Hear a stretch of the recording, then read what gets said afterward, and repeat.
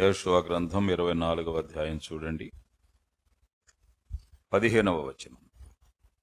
యెహోవాను సేవించుట మీ ఎదుటి కీడని తోచిన ఎడ్ల మీరు ఎవని సేవించెదరో, నది అద్దరిని మీ పితరులు సేవించిన దేవతలను సేవించెదరో, అమోరీయుల దేశమున మీరు నివసించున్నారే వారి దేవతలను సేవించెదరో నేడు మీరు కోరుకొనుడి. మీరు ఎవరిని సేవింప కోరుకొనినను నేనును నా ఇంటి వారును యెహోవాను సేవించెదము. 15వ వచనం చివరి భాగం మరొకసారి. మీరెవరిని సేవింప కోరుకొనినను నేనును నా ఇంటి వారును యెహోవాను సేవించెదము అనేను. ఈ మాట అందరూ నా వెంట దయచేసి బిగ్గరగా స్పష్టంగా పలకండి. మీరెవరిని సేవింప కోరుకొనినను నేనును నా ఇంటి వారును యెహోవాను సేవించెదము అనెను. ప్రార్థన. ప్రేమగల తండ్రి, కృపగల దేవా, మీ పాదాలకు వందనాలు, స్తోత్రాలు, స్తుతులు చెల్లిస్తున్నాం. మీ పాద సన్నిధి మాకిచ్చారు, మీ పాద పీఠాన్ని మాకు ప్రసాదించారు. అందును బట్టి వందనాలు. చదవన్న వాక్య భాగాలను దీవించండి. ధ్యానం చేస్తుండగా ప్రభా మీ సహాయం మాకు అనుగ్రహించండి. మీరే మాట్లాడి మహిమ పొందమని యేసు నామంలో ప్రార్థించి వేడుకుంటున్నాం తండ్రి, ఆమేన్.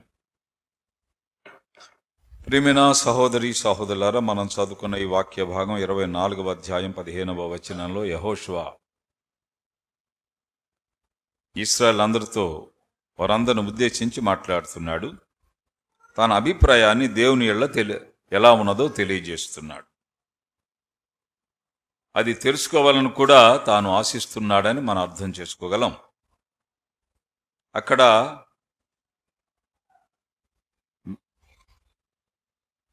కలగాపులగంగా భక్తి ఉన్న కాలం ఇశ్రాయేలు అందరూ యెహోవాను సేవించేవారుగా లేకపోయారు. అందుచేత ప్రారంభంలో ఓటమి చవి చూశాడు, తర్వాత వరుస విజయాలు వచ్చాయి.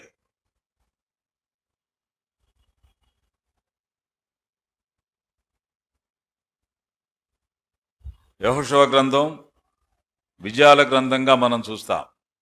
బుక్ ఆఫ్ విక్టరీస్ అంటాం. యెహోషువ గ్రంథ పరిచర్య అంతటినీ, ఆ తర్వాత పరిచర్నేమి పోస్ట్ మోజెస్ మినిస్ట్రీ అని చెప్పబడుతుంది. అంటే మోజెస్ తదనంతర పరిచర్య. మోషే మృతి నొందిన తరువాత యెహోషువ అని యెహోషువ గ్రంథం మొదటి అధ్యాయంలో ప్రారంభ వచనంలో మనం చూస్తాం. Post Moses ministry. యెహోషువ మోషే వారసుడుగా పగ్గాలు చేపట్టాడు, సేవా పగ్గాలను చేపట్టాడు. సేవా ధర్మాన్ని నిర్వర్తించడానికి దేవుని చేత నియమించబడ్డాడు. దేవుడు తనకు ఒక నాయకత్వాన్ని ఇచ్చాడు. మోషే కాలంలో వారు ఎర్ర సముద్రాన్ని దాటారు. యెహోషువ కాలంలో యొర్దాను దాటవలసి వచ్చింది, దాటారు కూడా. ఎర్ర సముద్రం ఎలా చీలిందో యొర్దాను కూడా అలాగే చీలింది. అది సముద్రమైనా ఇది నది అయినా దేవుడు తన కార్యాలు మోషే పక్షంగా ఎలా చేశాడో యెహోషువ పక్షంగా కూడా దేవుడు అలాగే చేశాడు. ఒక నమ్మకమైన సేవకునిగా, ఒక ఆదర్శవంతమైన నాయకునిగా యెహోషువ తన నాయకత్వ పటిమ చూపించాడు.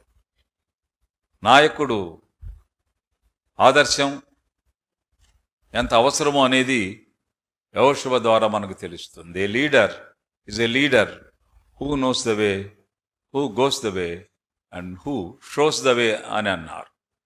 అంటే నాయకుడు ఎలాంటి వాడై ఉండాలి అంటే మార్గము ఎరిగిన వాడై ఉండాలి, మార్గమును చూపించేవాడై ఉండాలి, మార్గం వెంట వచ్చేవాడై ఉండాలి. ఇది నాయకత్వపు లక్షణాలు. అలాగే యెహోషువ ఆయన మార్గమును ఎరిగినవాడు, ఇశ్రాయేలును అలా నడిపించాడు. మార్గమును చూపించిన వాడు దారి అలాగూ చూపించాడు. అంతేకాకుండా వారి వెంట వచ్చాడు.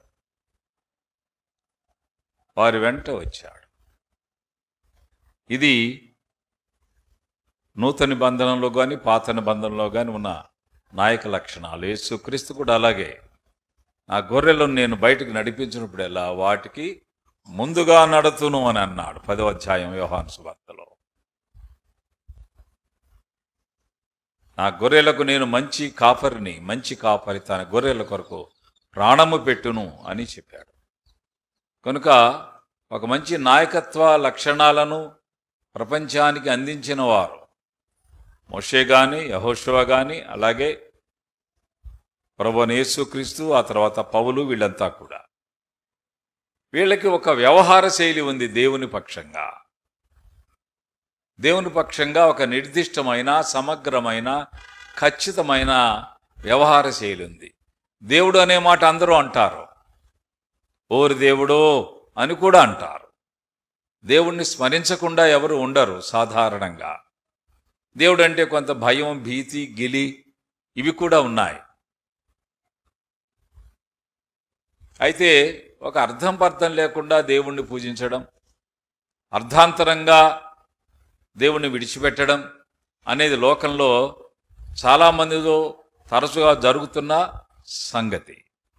యెహోషువ విషయంలోనైతే అలాగూ లేదు.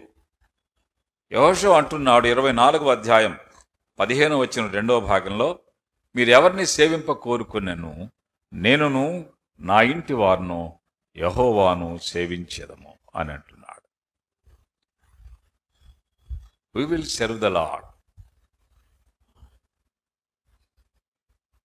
యెహోవాను సేవించడం.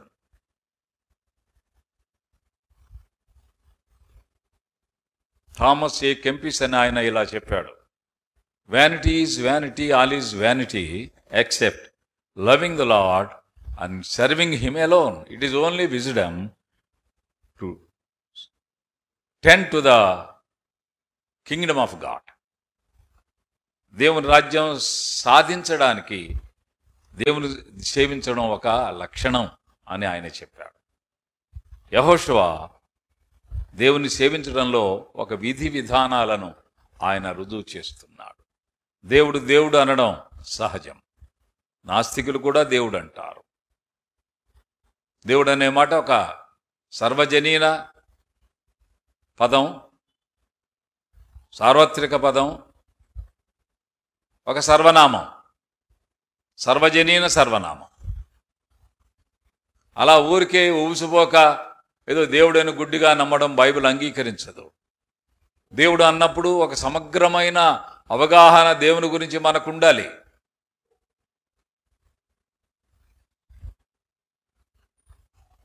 ఒక స్కూల్లో చేరుతున్నాము అంటే, ఒక కాలేజీలో చేర్పిస్తున్నాం పిల్లల్ని అంటే, ఆ కళాశాల గురించినటువంటి వివరాలు ముందు తెలుసుకుంటే కానీ చేర్చాం.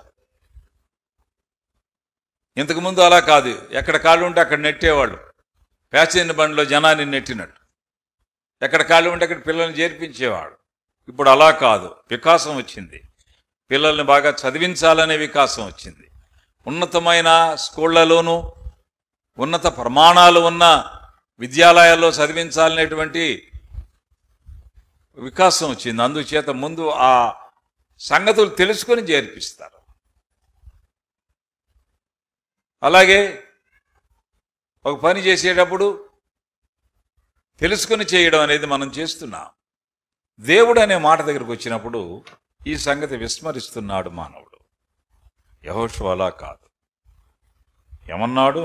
మీరెవరిని సేవింప కోరుకున్నాను, నేను నా ఇంటి వారిని యెహోవాను సేవించదు అంటూ చూడండి ఈ 18వ వచనంలో 2వ భాగం, యెహోవానే సేవించదము, we will only serve the lord.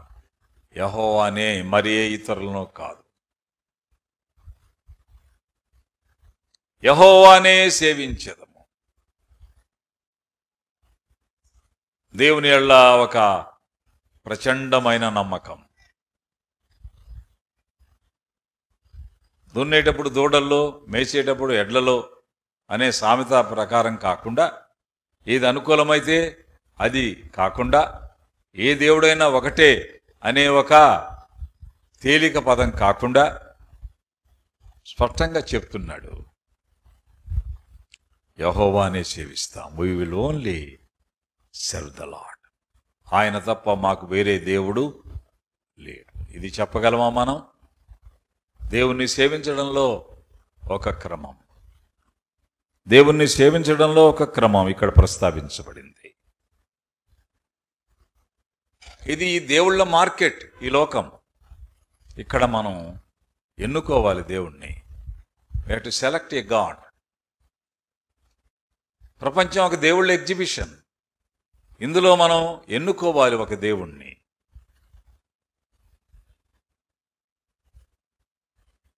యెహోషువ అంటున్నాడు, యెహోవానే, నేను ఎన్నుకున్న దేవుడు యెహోవా, ద లార్డ్. ఆయన్నే సేవిస్తాం. దేవుణ్ణి సేవించడంలో స్పష్టమైన వైఖరి, స్థిర ప్రజ్ఞత అంటాం దీన్ని, తిరుగులేని విధానం. నూతన బంధన భక్తులు ఎలా చెప్తున్నారో చూడండి. రోమీయులకు రాసిన పత్రిక, పౌలు రోమీయులకు రాసిన పత్రిక, వాళ్ళు చెప్తున్న ఉద్దేశాలు మనం గమనిస్తే ఆశ్చర్యపోతాం. 8వ అధ్యాయం 35 నుండి చదువుతున్నాను. క్రీస్తు ప్రేమ నుండి మనలను ఎడబాపు వాడెవడు? శ్రమ అయినను, బాధ అయినను, హింస అయినను, కరువైనను, వస్త్రహీనత అయినను, ఉపద్రవం అయినను, ఖడ్గమైన మనలను ఎడబాపునా? మేము నమ్మిన దేవుని నుండి మమ్మల్ని ప్రత్యేకపరచలేరు. ఏ అంశాలు? శ్రమ, బాధ, హింస, కరువు, వస్త్రహీనత, ఉపద్రవము, ఖడ్గము, ఇవేవైనా అంత బలంగా దేవుణ్ణి నమ్మడం, యెహోవానే సేవించడమంటే ఇంత భావం ఉంది అని మనం గమనించాలి. యెహోవానే సేవించదము. మీరెవరిని సేవింప కోరుకును, నేనును నా ఇంటి వారును యెహోవాను సేవించదము. We will only serve the Lord. యెహోవానే.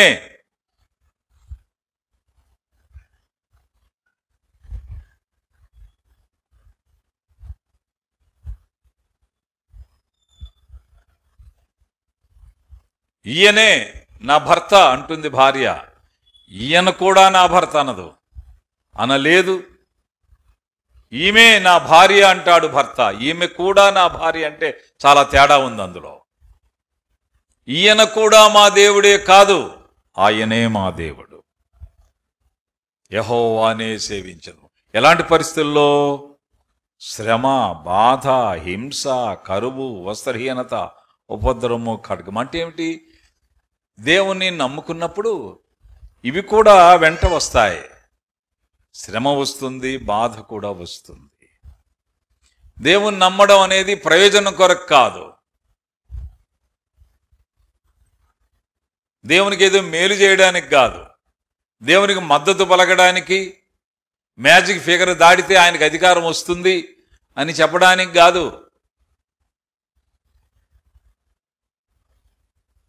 దేవుణ్ణి నమ్మడం అది ఒక విప్లవం.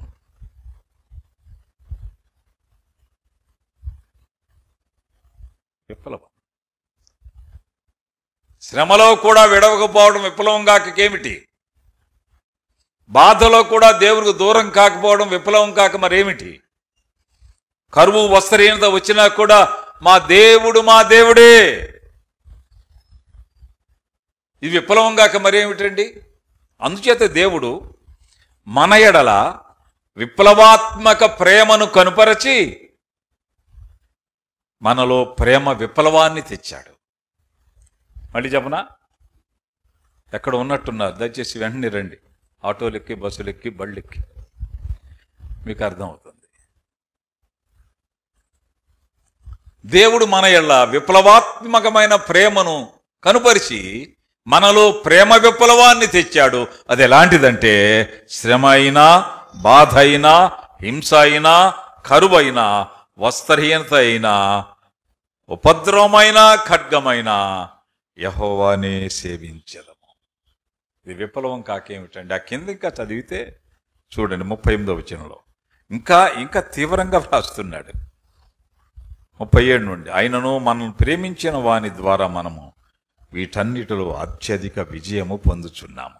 మరణమైనను జీవమైనను దేవదూతలైనను ప్రధానులైనను ఉన్నవి అయినను రాబోవునవి అయినను అధికారులైనను ఎత్తైనను లోతైనను సృష్టింపబడిన మరి ఏదైనను మన ప్రభు అయిన క్రీస్తు యేసునందలి దేవుని ప్రేమ నుండి మనలను ఎడబాప నేరదు. ఇవన్నీ కలిసి ఒక్కసారి మీదకొచ్చినా ఇవన్నీ కలిసి చదువుతున్నా చూడండి. శ్రమ, బాధ, హింస, కరువు, వస్త్రహీనత, ఉపద్రవము, ఖడ్గము, మరణము, జీవము, ప్రధానులు, రాబోవునవి, అధికారులు, ఎత్తు, లోతు, ఏదైనా ఇవన్నీ కలిసి ఉమ్మడిగా నా మీద పడ్డా జీసస్ ఈజ్ మై లార్డ్ అంటాను. యెహోవాయేనా. ఇది విప్లవం కాక మరేమిటండి? Is it not a revolution?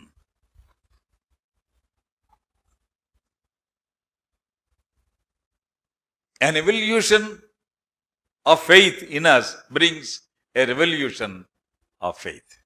మనలో పరిణామం చెందిన విశ్వాసం విప్లవాత్మక విశ్వాసం అవుతుంది. యెహోషువ కోవకు చెందినవాడు. మీరెవరిని సేవింప కోరుకునేను, నేనును నా ఇంటి వారిని యెహోవాను సేవించెదము. దేవుణ్ణి విడిచిపెట్టడానికి నా దగ్గర ఏ కారణం లేదు, ఏ కారణం కనపడదు, ఏ కారణం కనపడదు.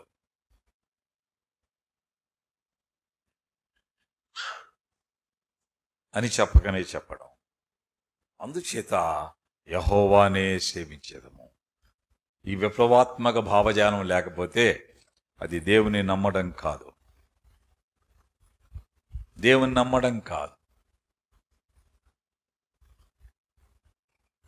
దేవుణ్ణి వాడుకోవడానికి ప్రయత్నించడం అని అర్థం. It is not believing God, but it is an attempt to use the God. దేవుని వాడుకోవడానికి చేసే ప్రయత్నం అవుతుంది, కానీ దేవుని నమ్మడం కాదు. దేవుని నమ్మడం కాదు, దేవుణ్ణి ప్రేమించడం. దేవుణ్ణి ప్రేమించడం చేసిన వాళ్ళు భూమి మీద ఆ ప్రేమకు తగ్గట్టుగానే జీవిస్తారు. They live for with the love whatever they express against God. వాళ్ళ జీవన క్రమం అలా ఉంటుంది, పిల్లలు కానీ పెద్దలు కానీ.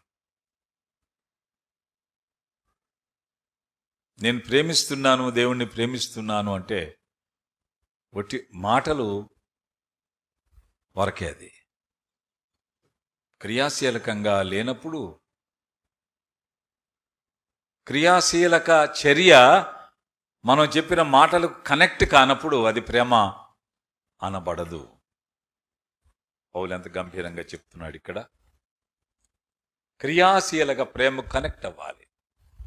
తల్లిదండ్రులతో పిల్లలు చెప్తుంటారు, లేక పిల్లల గురించి కొందరు చెప్తుంటారు, ఈ అబ్బాయి వాళ్ళమ్మంటే భలే ప్రేమండి, ఈ అమ్మాయికి వాళ్ళమ్మంటే భలే ప్రేమండి. అంత ప్రేమ ఏం చేస్తుంది? కరివేపాకు తెస్తుంది, కొత్తిమీర తెస్తుంది, కాళ్ళు నొక్కుతుంది, అమృతాంజనం అందిస్తుంది, అన్నం వండుతుంది, అంట్లు తోముతుంది. ఎంత ప్రేమో వీళ్ళమ్మంటే అని పక్కన వాళ్ళు చెప్పడం లోకంలో సహజంగా మనం చూస్తాం. అది ప్రేమించడం కాదు. ఈ పనులు పనివాళ్ళు కూడా చేస్తారు, పనివాళ్ళు కూడా చేస్తారు, పని పిల్లలు కూడా చేస్తారు. పని పిల్ల అమృతాంజనం రాయిదా, కాళ్ళు నొక్కదా, అంట్లు తోమదా, అన్నం ఉండదా, అంతకంటే ఇంకా పనులు కూడా చేస్తుంది.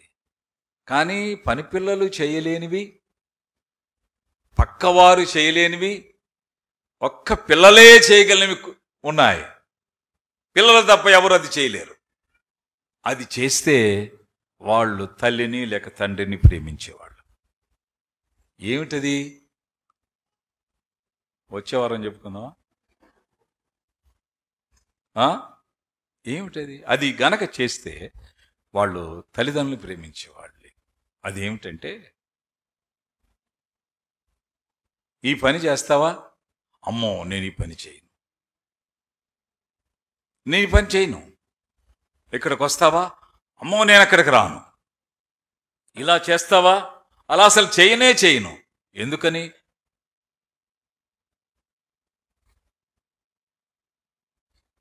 మా అమ్మ ఒప్పుకోదు. మీ అమ్మ ఒప్పుకోదు, చేయవా? చేయను. ఎందుకని చేయవు? మా అమ్మ అంటే నాకు అంత ఇష్టం.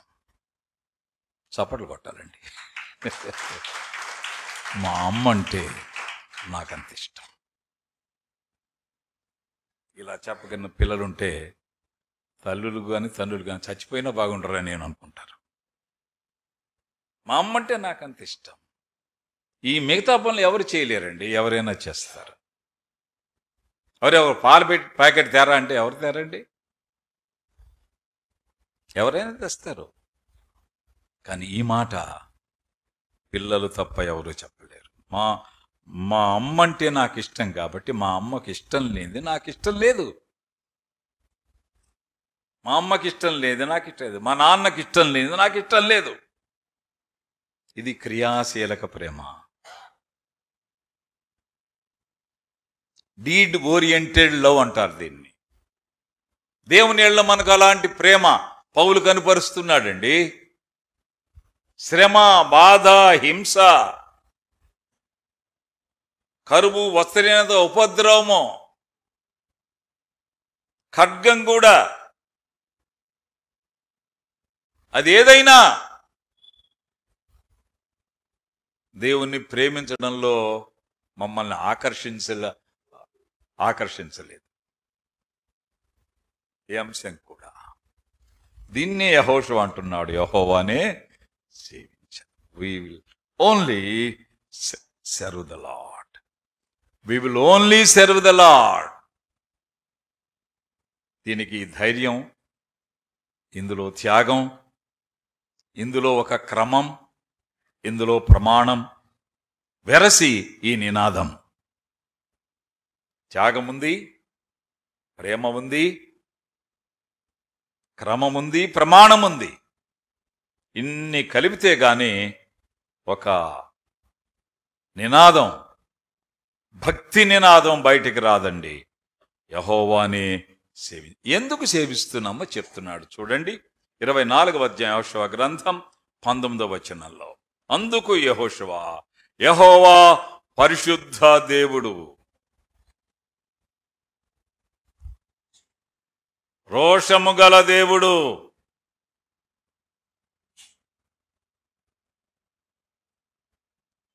పరిశుద్ధ దేవుడు, రోషము గల దేవుడు. మేము ఆయన్నే సేవిస్తాం. God is holy. God is holy. ఆయన పరిశుద్ధ దేవుడు, అందుచేత ఆయన్నే సేవిస్తాం. అంతటి పరిశుద్ధుడు దేవుడు అనగానే పరిశుద్ధత ఉట్టిపడాలి. పరిశుద్ధతకు మారు పేరు దేవుడు కాదు, పరిశుద్ధతే దేవునికి మారు పేరు. దేవుడు ఎల్లప్పుడూ పరిశుద్ధుడు, ఆల్వేస్.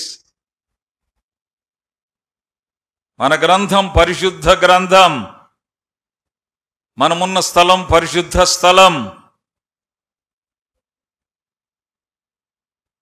మనల్ని పిలిచేది పరిశుద్ధులు అని, కొరంథీలోని పరిశుద్ధులు,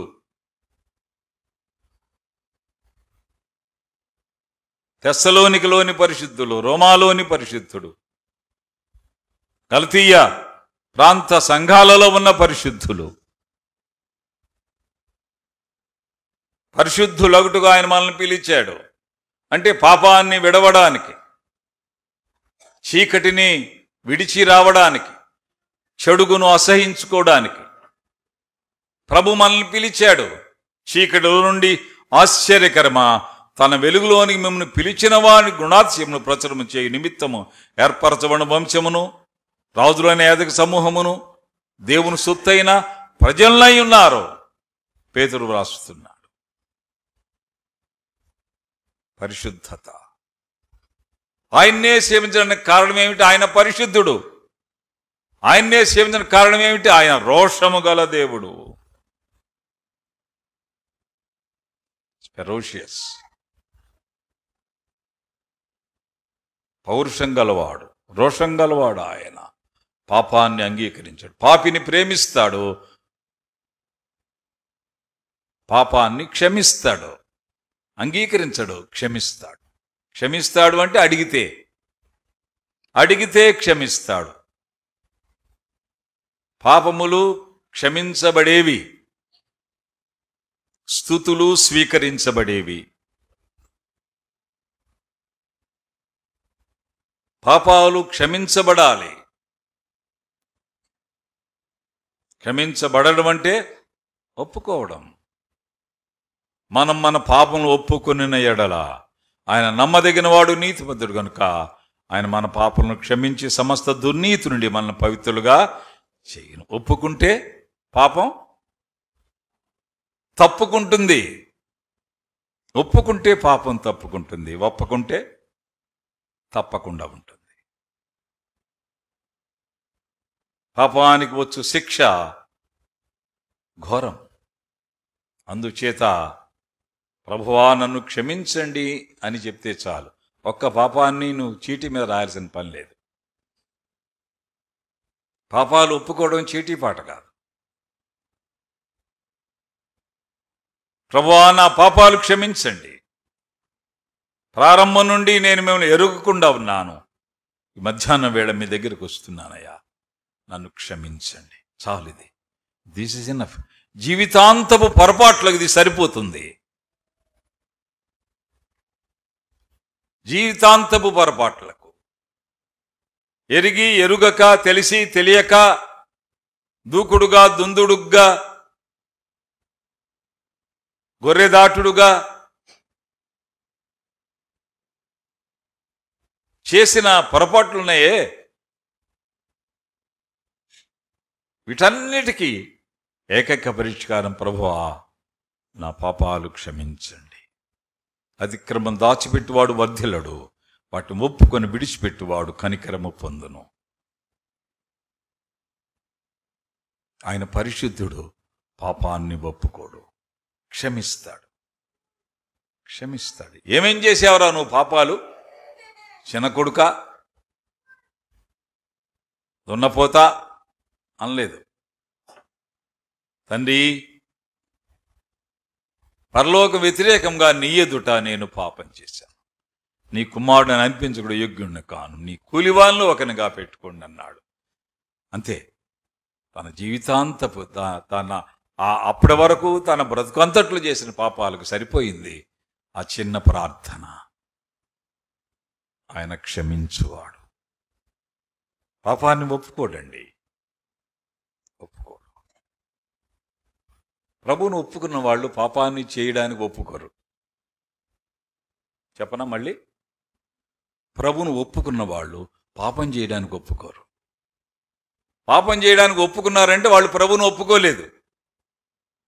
అప్పుడు ఏం చేస్తాడు? ప్రభువు మన దగ్గర నుంచి తప్పుకుంటాడు. దేవుని సహాయం మనకు అందదు. దేవుని సహాయం మనకు అందదు. దేవుడు నిర్మోహమాటమైన దేవుడు. మన తెలివితేటలకు ఆయన బోల్తా పడ్డావు. మన తెలివితేటలకు బోల్తా పడ్డావు. దేవుని దగ్గర త్యాగం ఉండాలి, ఖచ్చితత్వం ఉండాలి, యథార్థత ఉండాలి. అప్పుడే ఒప్పుకుంటాం పాపాన్ని. అప్పుడే పాపాన్ని ఒప్పుకుంటాం. అందుచేత ప్రియమైన సహోదరి సహోదరులారా, యెహోషువ వైఖరి ఎంత గొప్పగా ఉంది. యెహోవానే సేవించదు. ఎందుకంట ఆయన పరిశుద్ధుడైన దేవుడు, ఆయన పౌరుషము గలవాడు, రోషము గలవాడు. తర్వాత చూడండి, ఆయన కమిట్మెంట్ చెప్తున్నాడు. 24వ అధ్యాయం 24వ వచనం, 24. అందుకు జనులు మన దేవుని యెహోవానే సేవించదము, ఆయన మాటయే విందుము. ఈ కమిట్మెంట్కి తెచ్చాడు యెహోషువ వాళ్ళందరినీ. We will only hear him. ఆయన మాట మాకు శాసనం, ఆయన మాట మాకు మ్యాండేట్. ఆయన ఏదంటే అది, ఎంతంటే అంత. ఆయన ఏదంటే అది, ఎంతంటే అంత. అంతకు మించి మేము చెయ్యలేము, చేత కాదు. ఇది ఆయన నమ్మిన వారి పక్షంగా ఉండవలసిన ఒక ప్రమాణం. మీ మాటే విందుము అంటే వాక్య ప్రకారం జీవిస్తాం, వాక్య ప్రకారం జీవిస్తాం. లేఖన రేఖ ప్రకారం, లేఖన రేఖ దాటిపోము, జవదాటము. మా జవసత్వాలు ఉడికిపోతాయి కానీ మీ మాట మేము జవదాటం ప్రభువా అని చెప్పడం. ఇది విప్లవం కాదండి? చెప్పండి. ప్రభువు నమ్మితే ఈ ప్రమాణం వస్తుందండి, ఈ ప్రమాణం వస్తుంది. జీవిత విలువలు పెరుగుతాయి, కుటుంబ విలువలు పెరుగుతాయి, జీవన ప్రమాణాలు పెరుగుతాయి, మంచి చెడుల విచక్షణ తెలుస్తుంది, దేవునికి దగ్గరవుతాం, కుటుంబానికి మంచి భవిష్యత్తు ఇస్తావు, పిల్లలకు మంచి భవిష్యత్తు ఇస్తావు, నీ బంధువులకు మంచి దిక్సూచిగా ఉంటావు. మా వాడు నమ్మిన దేవుడిని మేము నమ్ముకుంటామయ్యా. వాడు నమ్మిన తర్వాత వాడి మార్పు మాకు ఎంత ఆశ్చర్యాన్ని కలిగించిందంటే, వీడు మారడు అనుకున్నాం, మారంది మేమే అయ్యాం, వాడు బాగున్నా అని చెప్పనివ్వండి. బంధువుల చేత, ఇరుగు పొరుగు వారి చేత. అది ఆ విప్లవం అని తెలుస్తుంది. వాడు యెహోషువ ఆ కోవకు చెందినవాడు, యెహోషువ కోవకు చెందినవాడు. అంటున్నాడు, మీరెవరిని సేవింప కోరుకును, నేను నా ఇంటి వారును యెహోవాను సేవించు. ఎందుకని? ఆయన పరిశుద్ధ దేవుడు, ఆయన రోషము గల దేవుడు. అంతేకాదు ఆయన మాటయే మేము వింటాము. ఇలా ఉన్న యెహోషువ తన జీవితంలో తన సాక్ష్యం చెప్తున్నాడు. చూడండి, సాక్ష్యం రాయబడింది లేఖనాల్లో, మనం ఆశ్చర్యపోతాం. గమనిద్దాం. యెహోషువ గ్రంథంలో ఈ మాట మనం చూస్తాం. యెహోషువ గ్రంథం 11వ అధ్యాయం చూడండి. 11వ అధ్యాయం 15వ వచనం. యెహోవా తన సేవకులను మోషేకు ఆజ్ఞాపించినట్లు మోషే యెహోషువకు ఆజ్ఞాపించాను, యెహోషువ అలాగే చేశాను. యెహోవా మోషేకు ఆజ్ఞాపించిన వాటన్నిటిలో ఒక్కటియు అతడు చేయక విడువలేదు. This is witness that the Lord is giving against Joshua. యెహోవా మోషేకు ఆజ్ఞాపించిన వాటన్నిటిలో ఒక్కటి అతడు చేయక విడువలేదు.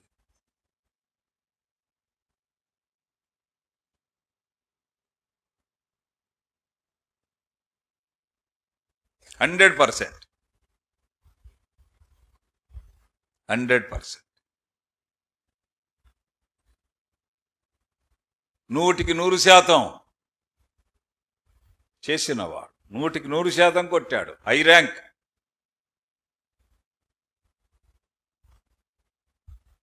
కౌన్సిలింగ్లో సీటు ఎవరికైనా యెహోషువ తర్వాతే వచ్చేది. 100% మోషే తనకు చెప్పినట్టుగా చేశాడు. ఇది దేవుని నమ్మిన వారిలో కలిగే ఒక విప్లవ భావజాలం. చూడండి. అంతేకాదు ఆయన 14వ అధ్యాయంలో తానే చెప్తున్నాడు స్వయంగా. 8వ వచనం, 14:8.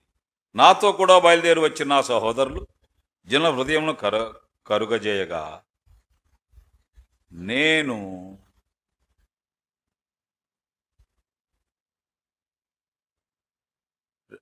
నా దేవుడైన యెహోవా నిండు మనసుతో అనుసరించి తిని.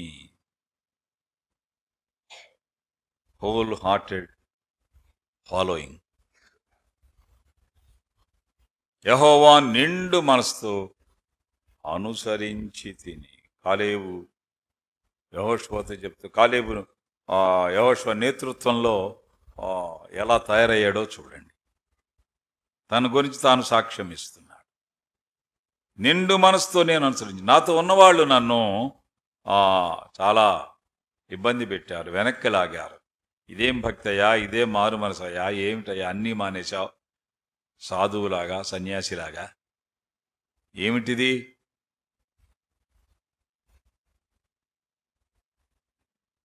అని అవ్వచ్చు బహుశా. నాతో కూడా బయలుదేరి వచ్చిన సహోదరు, నా జనుల హృదయం చేయగా నేను మాత్రం నిండు మనసుతో ఆయన సేవించాను. యెహోషువ నేతృత్వంలో కాలేబిస్తున్న సాక్ష్యం. ప్రియమైన సహోదరి సహోదరులారా, భక్తి మనల్ని మామూలుగా ఉంచదండి, గొప్ప చేస్తుంది, గొప్ప చేస్తుంది. ఇట్ బ్రింగ్స్ us అప్, ఉన్నతమైన విలువలు కలిగిన వ్యక్తిగా మారుస్తుంది. ఉన్నతమైన విలువలు కలిగిన వ్యక్తిగా, రాజీ లేని ధోరణి మనకు ఇస్తుంది. నిండు మనసుతో నేను అనుసరించి తిని అని తన శిష్యుడు అని చెప్పొచ్చు కాలేబును.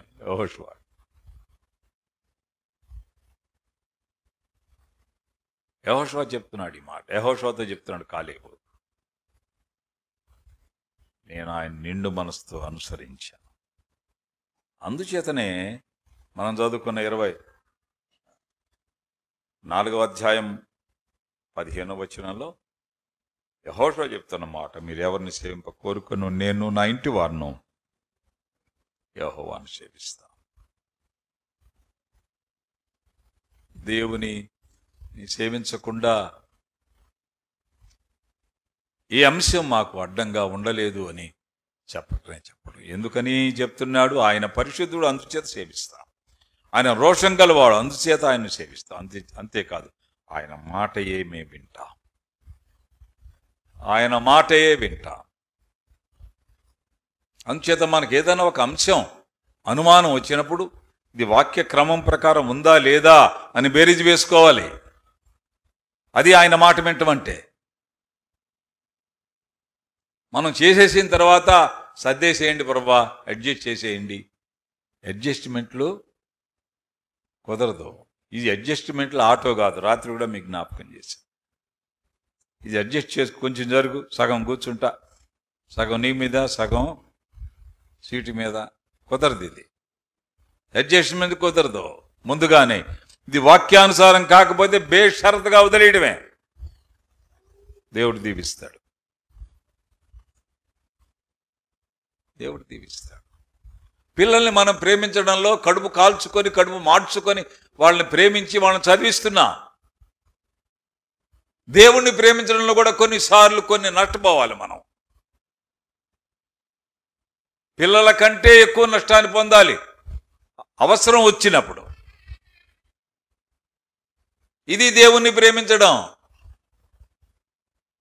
క్రియాశీలక అంశం ఏమిటి దేవుణ్ణి ప్రేమించడంలో? అది మన రికార్డ్స్లో ఉండాలండి, రికార్డ్స్లో ఉండాలి. నేను దేవుణ్ణి ప్రేమిస్తున్నాను కనుక ఇది చెయ్యలేను, నేను దేవుణ్ణి ప్రేమిస్తున్నాను కనుక ఈ అంశంలో నేను అంగీకరించను, వాక్యం ఒప్పుకోవడం లేదు. అది చెప్పలేకపోతే దేవుణ్ణి వాడుకోవడం అవుతుంది, వేడుకున్న ప్రయోజనం ఉండదు. మీరెవరిని సేవింప కోరుకున్న, నేను నా ఇంటి వారిని యెహోవాను సేవించదము. ప్రభుని సేవించడంలో విప్లవాన్ని తేవాలండి. ఆ నమ్మకంలో దృఢంగా ఉండాలి, దృఢంగా ఉండాలి. క్రియాశీలక విశ్వాసాన్ని చూపిద్దాం దేవుని మీద, అలాగే తల్లిదండ్రుల మీద.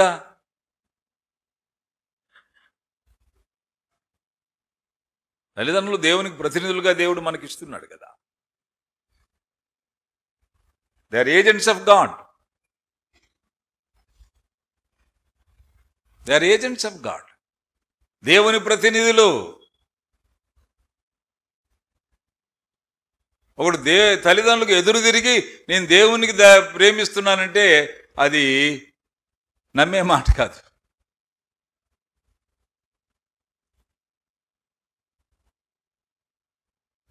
ఏంట్రా నువ్వు 7 ప్యాస్ కాలేదురా, 6లోనే కూర్చున్నా? ప్యాసవుదాం అనుకున్నాను, కానీ అనుకోవటం జరుగుతుందేమో, అది పాస్ అవటం కాదు.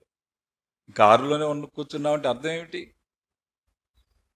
తల్లిదండ్రులని ప్రేమించడం అంటే వాళ్ళకి వాళ్ళ అభిరుచులకు, అంటే వాళ్ళు భక్తి పరులైనప్పుడు, దేవునికి నమ్మని పేరెంట్స్ గురించి కాదు నేను చెప్పేది, వాళ్ళ అభిరుచులకు వాక్యక్రమంలో మనం జీవించకుండా భిన్నంగా ఉండి, దేవా మీ వాక్యానుసారంగా నేను జీవిస్తున్నానంటే దేవుడు అంత వెర్రివాడు కాదు. We don't obey to your parents. It is nothing but now you are not obeying to me. భక్తి కూడా అలాగే ఉంటుంది. దేవుడు ఒప్పుకోడు కదా. దేవుడే మా ఎదుట ఉండి ఒక అంశం, మనకున్న అంశాన్ని, ప్రభువా ఇది చేయబోతున్నాను అంటే ఊరుకో చెయ్యొద్దు అంటే దేవుని కూడా అడ్డం తిరుగుతామా? దేవునితో కూడా నీకు తెలియదులే అని అనగలమా? Every parent, every father and every mother are nothing but agents, replica, representatives of God on earth.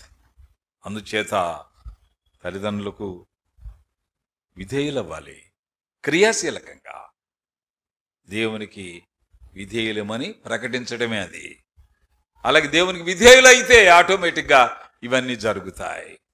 యెహోషువ మనకు హెచ్చరిక, యెహోషువ మనకు ఒక పాఠం, యెహోషువ మనకు ఒక కొరడా దెబ్బ, చెప్పాలంటే కనువిప్పు, ఐ ఓపెన్. మీరెవరిని సేవ కోరుకొని నేను నా ఇంటి వారిని యెహోవాను సేవిస్తాం. కారణం ఆయన పరిశుద్ధుడు, కారణం ఆయన రోషము గలవాడు. అంతేకాదు ఆయన మాటయే విందుము. ఇలాగ ప్రభు కొరకు జీవించడానికి ఇష్టపడితే యెహో life will be a victorious life. అందుచేత ప్రభువా మీ దగ్గరకు వస్తున్నాను, నన్ను అంగీకరించండి. మీ పరిశుద్ధతకు దగ్గరవుతాను, నాలో ఉన్న ప్రతి పాపాన్ని ఒప్పుకుంటాను ప్రభువా. ఒక నూతన నవ్యమైన దివ్యమైన దేదీప్యమైన భక్తి జీవితాన్ని అలవర్చుకోవడానికి నాకు సహాయం చేయమని ప్రభుని అడుగుదామా? ప్రభు అలాగ సహాయం చేస్తాడు. ప్రార్థన చేద్దాం.